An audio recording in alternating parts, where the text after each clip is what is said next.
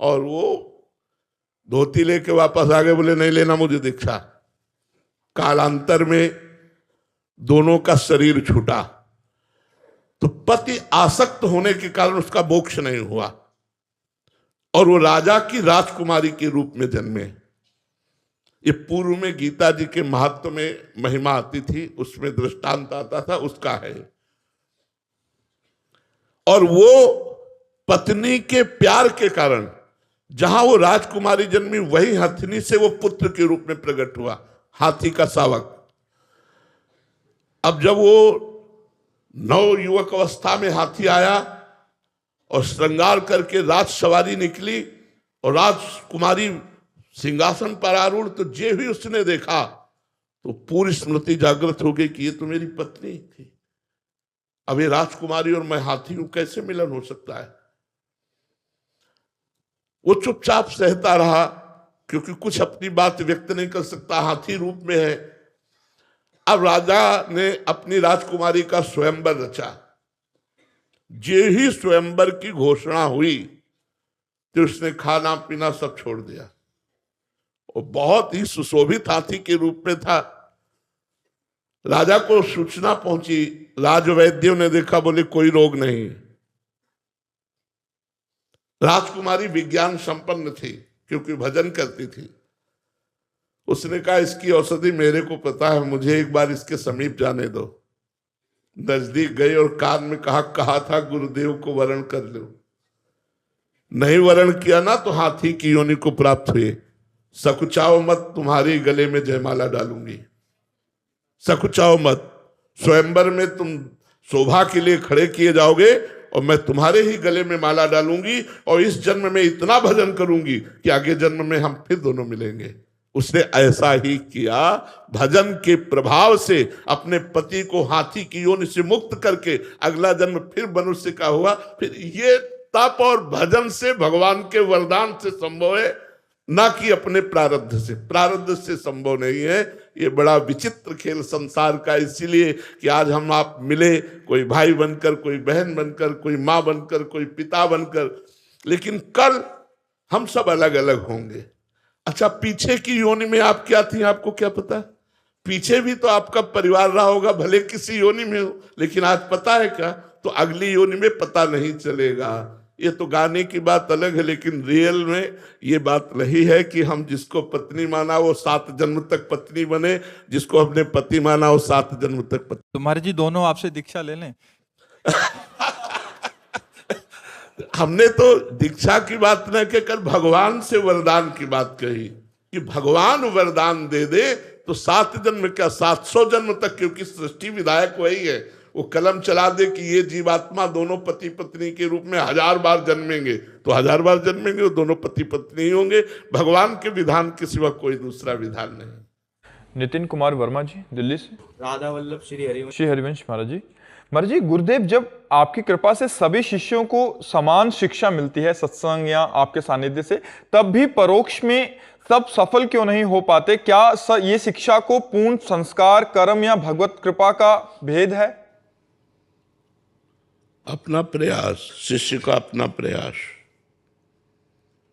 मंत्र कितना जपते हो, मंत्र जपते हुए कितनी सावधानी रखते हो, ये 2 बातें।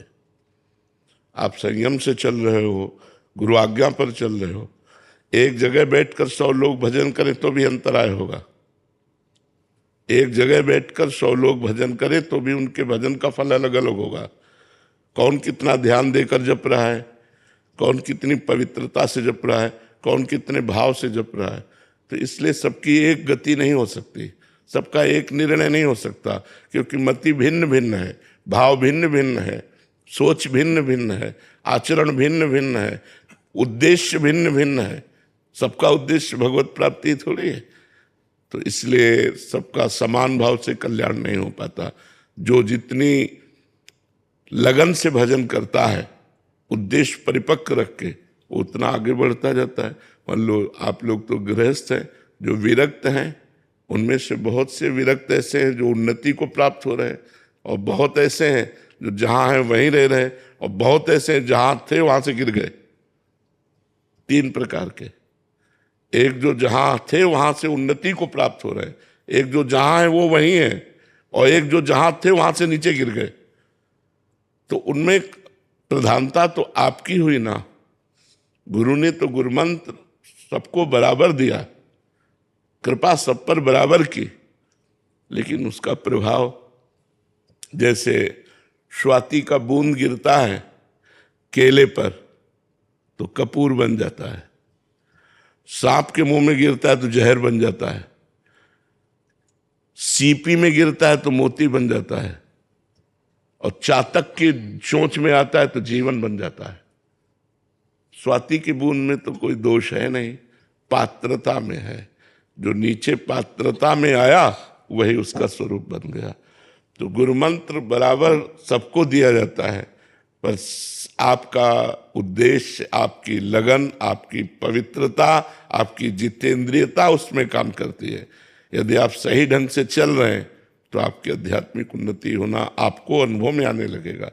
मेरा मन प्रसन्न हो रहा है, भगवान प्रिय लगने लगे, सबसे प्रेम व्यवहार का बर्ताव होने लगा, आनंद ही आनंद। तो निगेटिव विचार शांत होते चले जा रहे हैं। तो ये सबका नहीं है, क्योंकि वो भजन ही नहीं करते और संयम से नहीं चलते, मनमानी आचरण, तो फिर कैसे होगा? समझ पा रहे हैं आप? देवांश प्रताप जी आगरा से। राधा वल्लभ श्री हरिवंश महाराज जी। महाराज जी, भगवत प्राप्त और मोक्ष प्राप्ति होने वाले महापुरुष में मूलभूत क्या अंतर होता है? एक ही है, एक निराकार तत्व में लीन हो जाता है, जैसे समुद्र में तरंग लीन हो गई। अब तरंग का ना नाम रहा ना रूप रहा, उसे कहते हैं मोक्ष। और एक भगवान का दासत्व स्वीकार कर भगवान की सेवा में रहता है, इसे कहते हैं भगवत प्राप्ति। एक कल्याण हो जाता है कि जन्म मरण से मुक्त हो गया, और एक भगवान की सेवा में जाता है। तो मोक्ष कल्याण होना और भगवत प्राप्ति में अंतर है। अब जैसे राम जी का उपासक है तो साकेत धाम जाकर सिया राम की सेवा करेगा, राधे श्याम का उपासक है तो गोलोक वृंदावन धाम में, भगवान शिव पार्वती का उपासक है तो कैलाश में, और मोक्ष की अभिलाषा रखता है तो मुक्त हो जाएगा और तत्व स्वरूप भगवान में एक हो गया, लीन हो गया।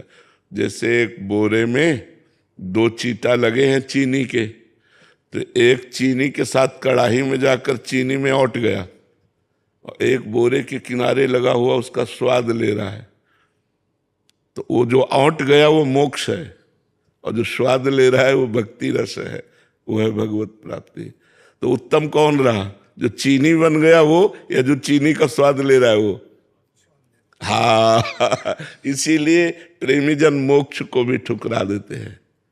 मोक्ष नहीं चाहिए मुझे, आपका प्रेम चाहिए, आपकी दासता चाहिए, आपकी सेवा चाहिए। भगवत प्राप्त होने वाला व्यक्ति सिर्फ प्रेम पर ध्यान रखता है कि मतलब वो सिर्फ भगवान से प्रेम करता है, और भगवत प्राप्ति वाला जो महापुरुष है वो केवल भगवान से प्रेम करता है। हाँ, और मोक्ष प्राप्ति वाला भगवान से मोक्ष चाहता है कि मैं मुक्त हो जाऊं, तो उसे भगवान ज्ञान प्रदान कर देते हैं और वो मुक्त हो जाता है। समझ में आ गई बात आपके? दास भगवत शरण जी। श्री राधा वल्लभ। राधे राधे महाराज जी, दंडवत प्रणाम।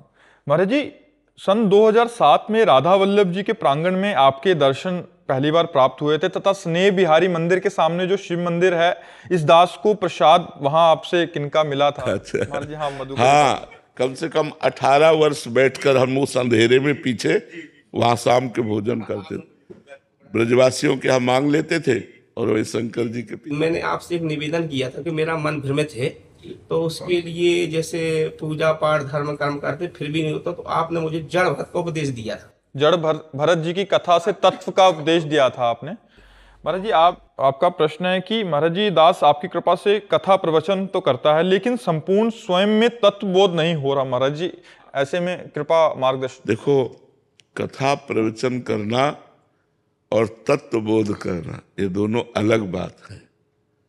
कथा प्रवचन करने का मतलब जैसे हमने हलवा बनाने की सारी प्रक्रिया सीख ली और दूसरों को प्रक्रिया सिखाने लगे, लेकिन कभी बना के नहीं पाया। बना के पाना है तत्वबोध, और सीख के गाना है हलवा की प्रक्रिया। तो समझ रहे ना, तो जब स्वयं की साधना करेंगे आप, तब स्वयं में अनुभव होगा। रात दिन भगवान का नाम जप करते हुए, निष्काम भाव से भगवान का चिंतन करते हुए, और भगवान की प्रसन्नता के लिए भगवान की कथा कहना। चौथ भगत मम गुण गण करे कपट तज गान। अयोध्या में एक सिद्ध संत थे, तो उनको एक भागवत प्रवक्ता ने नए सीखे थे, तो उनका मैं आपको एक भागवत सुनाना चाहता हूँ। मतलब हमारी प्रथम भागवत के श्रोता आप बने। तो उन्होंने कहा ठीक है, सुनाइए आके। जब भागवत 7 दिन सुनाई तो उन्होंने कहा, नियम कहता है कि भागवत प्रवक्ता को भेंट देनी चाहिए, नियमानुसार। आप मांगो क्या चाहते हो। तो उनका, महाराज जी धन का बड़ा अभाव रहता है। बोले आज से व्यवस्था बननी शुरू हो जाएगी, आज से ही शुरू हो जाएगी, आप चिंता न करो, पर्याप्त धन हो जाएगा, और मांगो। सिद्ध संत है। तो उनका, महाराज जी संतान नहीं, पुत्र हो जाएगा, इसी वर्ष में हो जाएगा, और मांगो। तो उनका, भगवान से प्रेम हो जाना व्यर्थ की बात करता है। उनका, महाराज जी ये व्यर्थ की बात कैसे हो गई, भगवान का प्रेम मांगना। तो बोले पहले धन और पुत्र और फिर भगवान से प्रेम, कदापि नहीं हो सकता। अगर पहले भगवान का प्रेम मांगे होते और फिर धन पुत्र मांगे होते तो हो जाता, अब कदापि नहीं होगा। जाओ धन और पुत्र दिया। तो लालसा कहीं ना कहीं लोक व्यवहार में है, इसीलिए हमें तत्व बोध नहीं होता। देह भाव में है, व्यवहार में है, इसीलिए तत्व का वर्णन करते हुए भी तत्व बोध नहीं होता। एक बार पूज्यपाद सिउड़िया बाबा जी महाराज गंगा किनारे भ्रमण कर रहे थे, तो ब्रह्मावर्त, बिठूर और कानपुर के बीच में योग वासिष्ठ का प्रवचन हो रहा था। योग वासिष्ठ बड़ा गूढ़ ग्रंथ है। तो बाबा 3 दिन रुके, इतना सुंदर अध्यात्म की चर्चाओं कर रहे थे जो प्रवक्ता थे, 3 दिन रुके।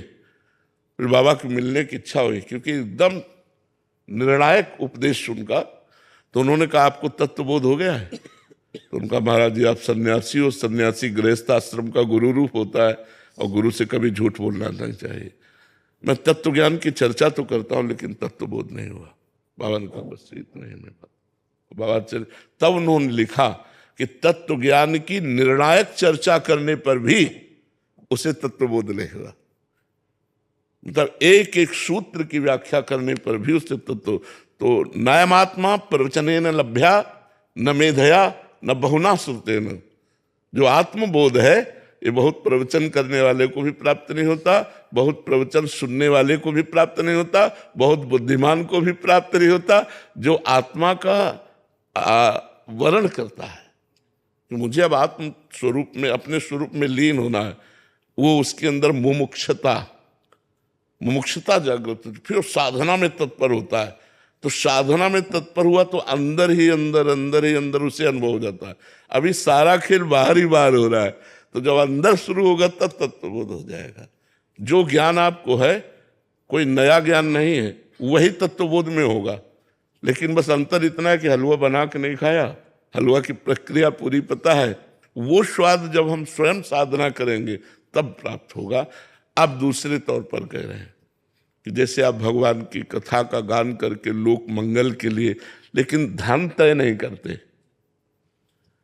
तो आपका कल्याण हो जाएगा। क्योंकि भगवान की कथा करना, भगवान का नाम कीर्तन करना बहुत बढ़िया बात है, बहुत मंगलमय आराधना है।